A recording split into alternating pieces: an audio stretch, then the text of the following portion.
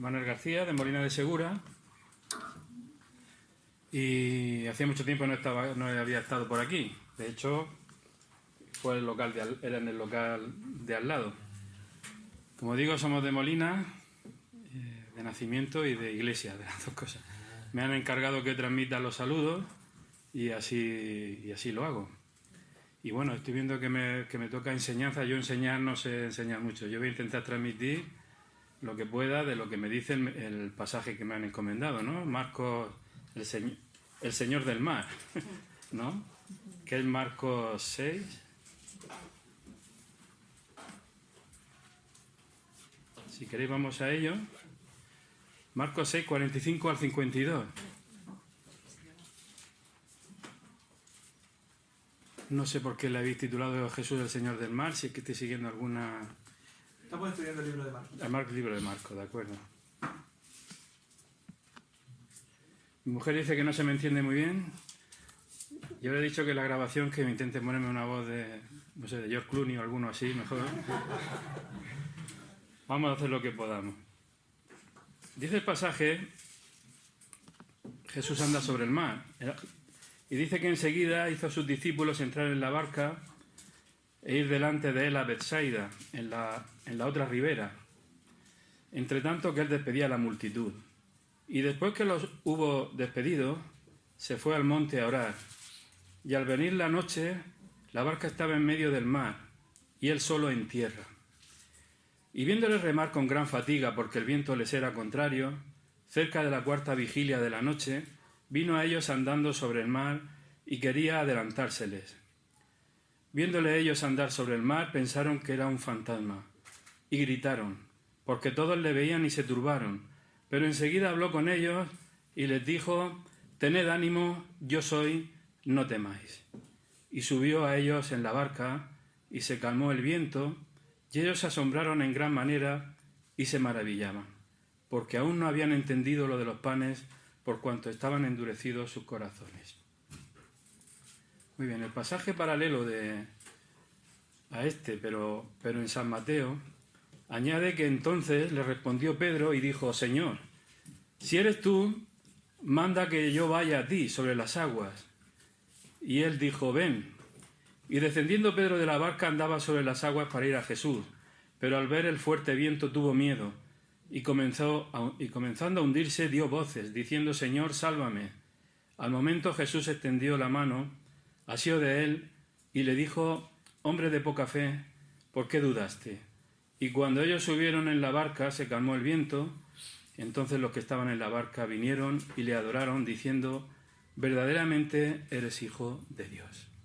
Yo quisiera añadir una lectura que está en Primera de Reyes. Primera de Reyes 19, si no queréis buscarlo, lo leo rápidamente. Y es el pasaje en el que Elías, el gran profeta, pues está por ahí escondido, en una cueva. Dice Primera de Reyes 19, a partir del versículo 9, dice que allí se metió en una cueva donde pasó la noche, y vino a él palabra de Jehová, el cual le dijo, ¿qué haces aquí, Elías? Él respondió, he sentido un vivo celo por Jehová, Dios de los ejércitos, porque los hijos de Israel han dejado tu pacto, han derribado tus altares y han matado a espada a tus profetas, y solo yo he quedado, y me buscan para quitarme la vida. Él le dijo, sal fuera, y ponte en el monte delante de Jehová. Y aquí Jehová que pasaba, y un grande y poderoso viento que rompía los montes, y quebraba las peñas delante de Jehová, pero Jehová no estaba en el viento. Y tras el viento un terremoto, pero Jehová no estaba en el terremoto. Y tras el terremoto un fuego, pero Jehová no estaba en el fuego. Y tras el fuego un silbo apacible y delicado. Y cuando lo oyó Elías, cubrió su rostro con su manto, y salió y se puso a la puerta de la cueva.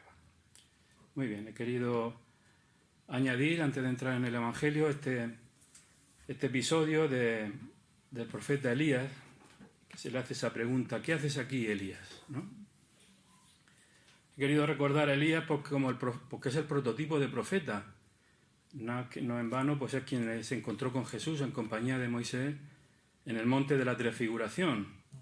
Y bueno, Elías había hecho grandes prodigios, ¿eh? Recordamos como esos acontecimientos, esos enfrentamientos con los sacerdotes, esas grandes victorias, ¿no?, que tuvo.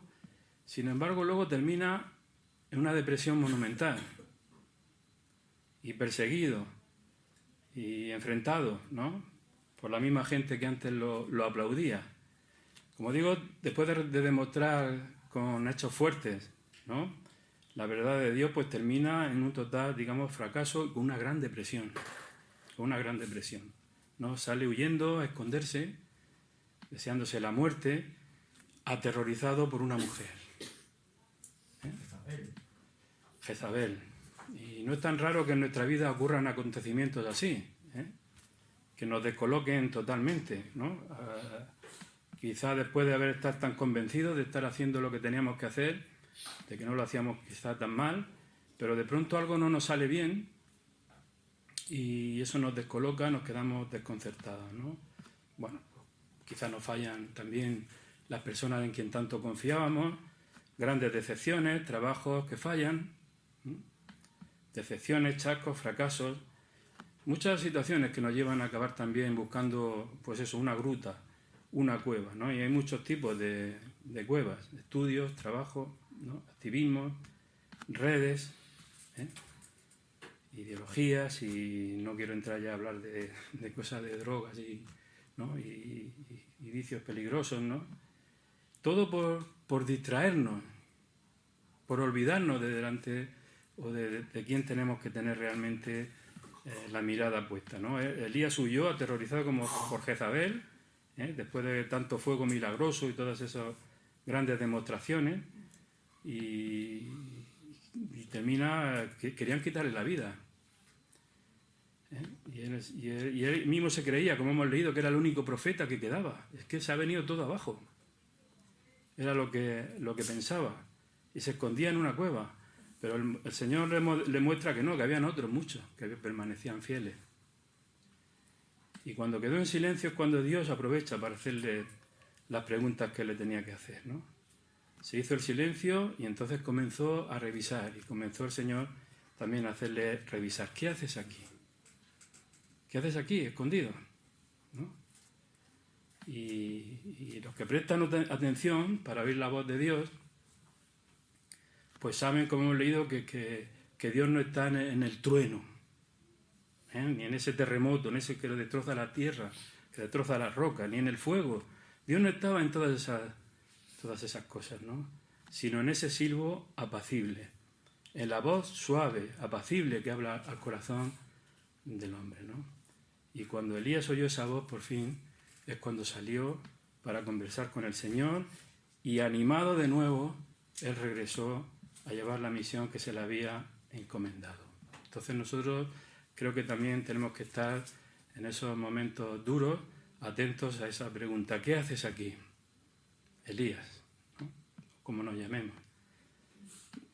También hemos visto la experiencia de Pedro, que ahora la comentaremos, cuando también las aguas oscuras le hicieron desviar la mirada de donde la tenía que tener puesto. Muy bien. Pues yendo al Evangelio, nos quedamos con esta gran máxima que lanza Jesús: tened ánimo, yo soy, no temáis, ¿no? Y la pregunta esta mañana para nosotros es, por ejemplo, ¿evitamos a toda costa los riesgos? Muchos, yo primero, intentamos rehusar, ¿no?, de salir de nuestras propias costumbres, de las cosas ya, nuestras propias rutinas, quizás, lo de todos los días, por eso, porque hemos tenido experiencias desagradables. Y tenemos temor a fracasar, temor a salir lastimados si intento esto, ¿no?, o quizás simplemente hacer el ridículo. Y evitamos eso, pues todo riesgo, ¿no? Pero si permitimos que el miedo nos enceguezca, se infiltre así de esa manera, pues lo que ocurre es que terminamos paralizados. La vida, nos guste o no, es una aventura y hay que arriesgar. Si no, pues sí, sobreviviremos, pero quedaremos, pero no es vida, no es nada, ¿no? Como hemos leído en el pasaje paralelo de Mateo 14, pues el poder del Señor sobre su creación no hizo solamente que Jesús caminara sobre el mar, ¿no? Sino que incluso Pedro, que es el arquetipo del hombre común y corriente en la Biblia, pues él también hiciera una de las cosas más sobrenaturales de las Escrituras. Pedro caminó sobre el agua, hasta que empezó a preguntarse si era prudente hacerlo, ¿no? Hasta que empezó a mirar alrededor. La tormenta terminó por distraer su mirada de donde la tenía que tener puesta. Y entonces comenzó a hundirse, ¿no? Como nos ocurre a nosotros. ¿Qué son las cosas que nos hacen distraernos en toda tormenta? Por supuesto, el temor. El temor, que es lo que sentimos cuando percibimos que no tenemos control sobre nuestra vida, sobre las circunstancias, y no confiamos plenamente en el control divino. La desesperación, la sensación interior de pérdida que nos hace que nos desanimemos, ¿no? Es que esto siempre es así. Es que para mí siempre es así, ¿no? Las circunstancias empañan nuestra visión. La desilusión, claro. Las heridas del alma que arrastramos, que nos impiden, nos hacen muy difícil volver a poner la confianza ni en personas ni en cosas que ya terminamos convencidos de que no son para nosotros. Y luego ya el estrés, que es la presión que aparece cuando intentamos enfrentar la vida con nuestras propias fuerzas, pues eso ya no termina con nosotros, ¿no? Pero es que ante los desafíos es necesario, no tenemos otra que mirar más allá de todas estas cosas que son, vamos a llamarle, distracciones en la tormenta, ¿no? Para poder correr la carrera de la vida. Hebreos 12:2 nos lo dice: puestos los ojos en Jesús, el autor y consumador de la fe, el cual, por el gozo puesto delante de él, sufrió la cruz, menospreciando el oprobio, y se sentó a la diestra del trono de Dios. Puestos los ojos en Jesús. La vida siempre nos va a probar. Siempre. A veces parece que he tenido un pequeño éxito, pero enseguida viene el contratiempo. Yo cuando algo me va un poco bien, digo, mi pensamiento es ¿qué me va a venir? ¿Qué me va a venir? ¿No? Porque es que es así, cuando hay algún progreso siempre surge el contratiempo, ¿no? Y eso nos va a ocurrir, nos guste o no, ¿no? Y tenemos que centrarnos en dónde ponemos la mirada. ¿Pasaremos la prueba o caeré en la derrota, ¿no? Como Elías, como cualquiera de nosotros nos puede ocurrir. Pero mira, sea como sea, mediante Moisés, como se dice, Dios abrió un camino por el Mar Rojo. Mediante Josué abrió un camino sobre el río Jordán. Pero por muy extraordinario que sea todo eso, lo más increíble aún no es que Jesús caminara sobre el mar, ¿no? Para reforzar la confianza de sus discípulos, como vamos a ver, sino que Pedro, como digo, el tipo de hombre común y corriente, no se movió a través de no, es que caminó sobre las aguas, ¿no? Es que caminó sobre las aguas, y con eso tenemos que quedarnos, ¿no? Y por eso hay que superar el miedo, ¿no? Lo que el Evangelio de hoy nos presenta es un pasaje, monumental, porque es Jesús caminando sobre el agua, en el mar de Galilea, en medio de la noche, y con vientos contrarios.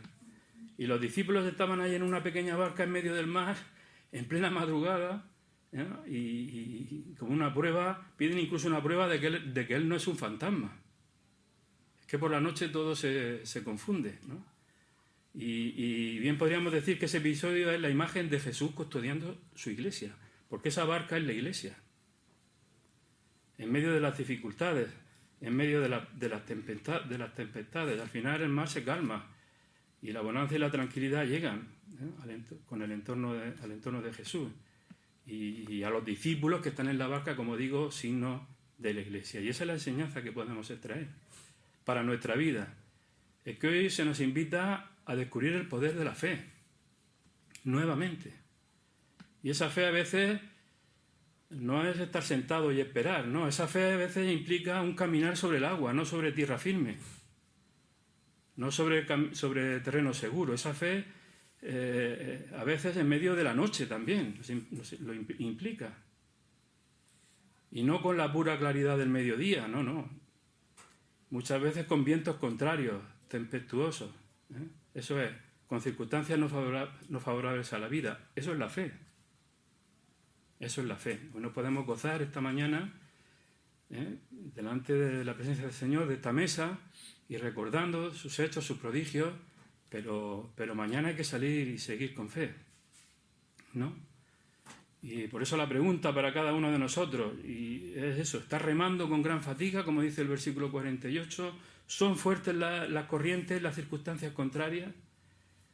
Pues si es el Señor, mismo Señor quien te ha mandado esa situación, Él te dice, no temas, no tengas miedo. Él desde su monte santo, que es lo que hizo, irse al monte a orar, mientras que los discípulos los mandaba en la barca. Él sabía lo que iba a ocurrir. Y está orando por ti, y está orando por los tuyos, está arreglando todo con ese fin, ¿no? Y Él no solamente conoce el estado del mar en esos momentos, sino que utiliza el mismo mar para caminar en tu socorro. El mismísimo mar, ¿no? Y no por nada dijo, yo soy. Y estamos hablando de esos tres. Yo soy. ¿No? Eso ya está descrito en los Salmos. Salmo 107 dice, entonces clama a Yahvé en su angustia y los libra de sus aflicciones. Cambia la tempestad en sosiego y se apaciguan sus ondas, ¿no? Los discípulos tenían que esperar hasta el momento de mayor desesperación, ¿no? De desconsolación, entre las 3 y las 6 de la madrugada, las horas en las que yo estoy despierto. Porque es que uno se despierta y empieza la cabeza a dar vueltas y ya no vuelve el sueño, ¿no? Y así somos, ¿no? Y esa fe es entrar en la barca de la Iglesia también, que nos muestra que el mal, los peligros, las amenazas de vientos huracanados se calman y que el mal ha sido dominado, ¿no? Y que puede venir la bonanza y la tranquilidad, sí, por supuesto, sabiendo que tenemos que enfrentar nuevos desafíos, pero pueden venir sobre nuestra vida. ¿Y por qué eso es así? ¿Por qué podemos confiar? Pues mira, en primer lugar, porque Jesús ora por su iglesia, como ha comenzado el pasaje a decirnos, ¿no? Recordamos el episodio, mientras la barca se aleja por mar adentro, en este mar de Galilea, sacudida, zarandeada, pues Jesús sorprendentemente no había ido con ellos. No había ido con los apóstoles, sino que ha subido a lo alto del monte, donde estaba orando al Padre. Estaba haciendo oración a solas, ¿no?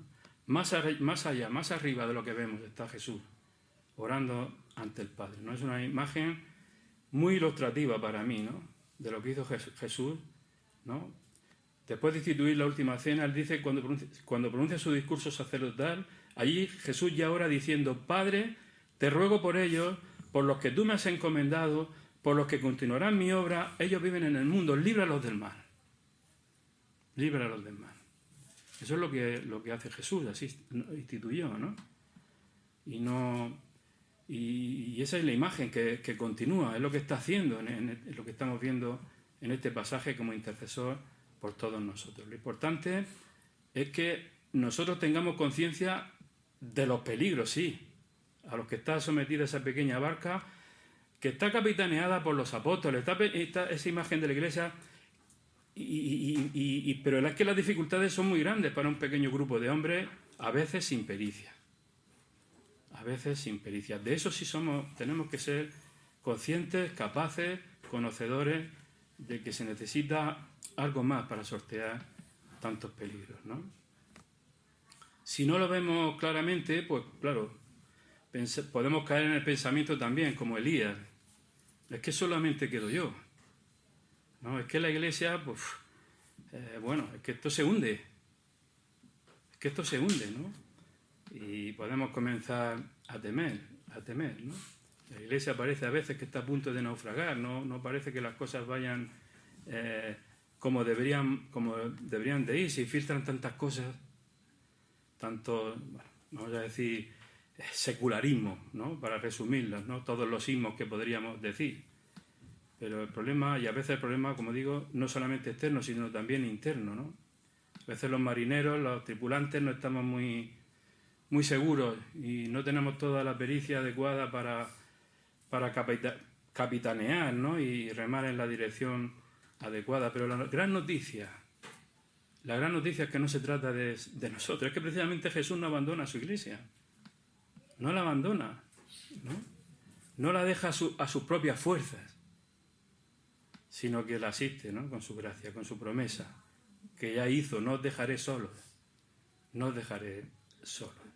Así que Jesús viene de fuera de la barca y le dice a sus discípulos lo que hoy estamos leyendo nosotros: soy yo, no temáis, ¿no? Y en esas oscuridades, como digo, les parecía reconocerle, parecía tener dificultad los discípulos para reconocerle. Es un fantasma, ¿no? Nosotros también podemos tener en esos momentos de turbación dificultades para reconocerle, pero Jesús estaba allí, ¿no? Así que esa barca, a pesar de las apariencias, no corría tanto peligro. No corría tanto peligro. Los que van en la barca solamente tienen que confiar, ¿no? Él es el verdadero capitán, Él es el verdadero timonel. Lo nuestro es seguir remando y bogando para que llegue a todos los puertos y para que todo sea un mensaje de buena nueva, sin dejarnos llevar por el temor ni por el pesimismo. Por eso, ese es el primer aspecto. Jesús ora por su iglesia, que por supuesto está en tempestad. Está en tempestad. Pero ¿cuál es el gran desafío, ¿no?, presenta el Evangelio, ¿no? Pues lo señala Jesús: no tengan miedo. No tengan miedo. Tened ánimo, soy yo, no temáis. Y eso de que no tengan miedo aparece 365 veces. Una vez para cada día del año. 365 veces, ¿no? Es la coincidencia de que se repita. Y sí, tú y yo sentimos que no son muchas veces, hemos sentido muchas veces experiencias, pues eso, desagradables, paralizantes, que es el miedo, que al final termina siendo el miedo el principal protagonismo. Pero hoy encontramos esta invitación a superar los miedos. Una invitación a decir: no puede ser que el miedo en mi vida me paralice, que me bloquee, que me haga improductivo para construir, para realizar, para avanzar. Hay un proyecto de Dios sobre mí. Y hoy encontramos esa invitación a que superemos esas circunstancias del miedo, ¿no? Hay muchas personas, como a nosotros nos pasa ya, o nos puede pasar, ¿no?, de que miramos en retrospectiva hacia atrás, ¿no?, y nos lamentamos, y con tristeza, pues reconocemos, ¿no?, pues si el miedo no me dejó desarrollar mis cualidades. No me dejó, las que yo podía haber desarrollado, mis dones, mis facultades plenas. No me dejó avanzar como podía haberlo hecho, ¿no? Y eso es, pues, es una tristeza, ¿no?, cuando uno llega a ciertas edades. Pero hay un segundo lugar, después de saber que la gran noticia de que Jesús no abandona a su iglesia a sus solas fuerzas, ¿no?, sino que ora por ella y la asiste con su gracia. En segundo lugar, podemos decir la importancia que de esa noticia se derive una confianza en nosotros, ¿no? Sí, el panorama es complicado, ¿no? Y no solamente hay crisis externas a la barca, hay también crisis internas, ¿no? Lo malo es que la crisis puede ser interna en la barca y tenemos el riesgo de perder confianza, de sospechar, como ya hemos dicho, que se hunde, ¿no?, a veces. Pero Él baja de la montaña en cada ocasión, se pone a caminar sobre ese mar embravecido y nos vuelve a repetir: ánimo, soy yo, no tengáis miedo, ¿no? Incluso le llama a Pedro para que sí, ven, camina tú también sobre el agua, ¿no? Y de eso se tiene que derivar una confianza para cada uno de nosotros, ¿no? Entonces, el gran peligro consiste en que nos miremos a nosotros mismos más de que miremos al rostro de Jesús, como empezó Pedro a mirar cuando estaba caminando. Y ahí es donde comienza el hundimiento, en el pensar que más en nuestra fuerza que en la gracia de Jesucristo. Y Jesús nos recrimina: hombre de poca fe, ¿por qué has dudado? Y bien, en tercer lugar, hablamos de esa confianza, de esa iglesia que puede confiar en que Jesús, el primero que se puso a orar y que asiste a su iglesia, de lo cual se deriva una confianza, y de esa confianza, en tercer lugar, se tiene que derivar una corresponsabilidad, ¿no?, por nuestra parte. ¿no? No es una confianza pasiva, es una confianza activa. Ya le recriminó Jesús ya en Getsemaní a sus discípulos: ¿no habéis sido capaces de velar conmigo una hora? Velad y orad, porque el maligno anda alrededor, y no desaprovecha oportunidad, anda rondando, ¿no? Queriendo acabar con su iglesia, queriendo acabar con cada uno de nosotros. Así que Jesús nos pide una oración, una corresponsabilidad despierta, ¿no? Que reparemos, que sostengamos, ¿no? Que actuemos con la madurez propia de quien se sabe miembro de esa barca, ¿no? Y exigiéndonos, y exigiendo también a los que llevan el timón, fidelidad por nuestra parte y fidelidad por la de todos, ¿no? Fidelidad a esa encomienda. Por lo tanto, confianza y corresponsabilidad. Una confianza, como digo, que no es pasiva, que nos lleva en primer momento a reconocer que la fe es personal de cada uno de nosotros, y no podemos mirar y no podemos dedicarnos a mirar a otros, ¿no? Seguidamente de que la fe, y tenemos que ser conscientes de que la fe es caminar entre luces y sombras, a veces entre la oscuridad de la noche, entre tempestades, entre aguas calmadas, también a veces. Y a veces no caminar sobre terreno firme, que es la tierra, sino terreno inseguro, como es el agua. Pero mucho más grande que cualquier poder o realidad humana, nos asiste eso, la fe, como digo, un poder que es capaz de transformar lo imposible, humanamente hablando, en imposible, ¿no? Aunque no me acompañen a veces, no veamos que acompañan las seguridades, ¿no? Como digo, un don divino, un regalo de Dios para cada día. 365 veces no temas, uno para cada día. Y pidámoslo con humildad, ¿no? Aunque todo parezca adverso, ¿no? Es la gran bendición con la que nosotros podemos responder a toda la bendición de Dios en nuestra vida. El justo por la fe vivirá. Y dice más, solamente por la fe agrada a Dios. Solamente por la fe agrada a Dios. Lo dice Hebreos 11, 6 al 8, dice que pero sin fe es imposible agradar a Dios. Porque es necesario que el que se acerca a Dios crea que le hay y que es ganador de los que le buscan. Por lo tanto, tenemos que aprender a andar sobre las aguas, nos guste o no. El único, además, que podía decir que sí, se hundió, y el Señor tuvo que rescatarlo, pero fue el único que le dijo al Señor: Señor, yo quiero andar sobre las aguas, ¿no? Y ese fue Pedro. Y aunque a veces tengamos que hundirnos un poco, y el Señor tenga que rescatarnos, pero de los que no se dice nada de los que se quedaron en la barca. De eso no se cuenta, de eso no se cuenta absolutamente nada, ¿no? Por eso el Evangelio de hoy sí nos acerca a la experiencia humana del miedo, experimentada también por los propios apóstoles en esta ocasión. Ya la noche de por sí, obviamente, nos inspira miedo, ¿no? Y bueno, y encima de todo el viento es contrario, es fuerte, si el lago está encrespado, si cuesta mucho remar y avanzar, pues claro, todo es muy complicado, ¿no? Y también cuando vivimos sin Dios todo es muy complicado. Todo parece tempestad, todo parece noche, todo parece fantasma. Si no reconocemos y lo identificamos plenamente. Pero Dios se nos revela, como digo, con ese nombre de Éxodo 3. Yo soy, el nombre santo de Dios. Yo soy. No tengan miedo. Eso es algo que tenemos que marcárnoslo como un principio, como un principio en nuestra vida. Repetírnoslo cada día, ¿no? En nuestra oración, en nuestro comenzar, en cada situación que se nos presente. Yo soy el único motivo de esperanza, el único motivo de alegría, el único motivo de confianza para ustedes. Bien, pues necesitamos escuchar eso una y mil veces, ¿no? Esa palabra, soy yo, no temáis, y hacer de eso, como digo, un principio de vida.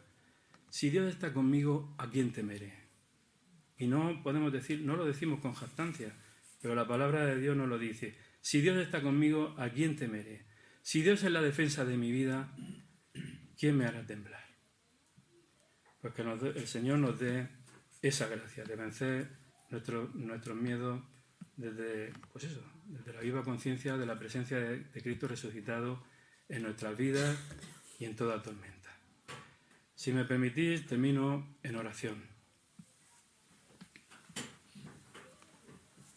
Pues sí, Señor, te damos las gracias en esta mañana, Padre, por recordarnos esta palabra tuya, Señor.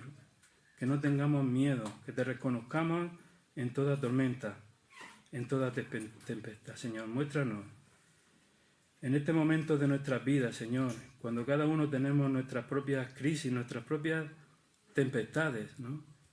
Cuando a veces todo parece noche, oscuridad, Señor, que sepamos reconocer que tú estás actuando, que tú estás cuidando de tu iglesia y de cada uno de tus hijos, Señor, en particular. Señor, ayúdanos a reconocer, en medio de tantos reveses, Señor, reconocer tu voz que nos dice cada día: no temas, yo soy.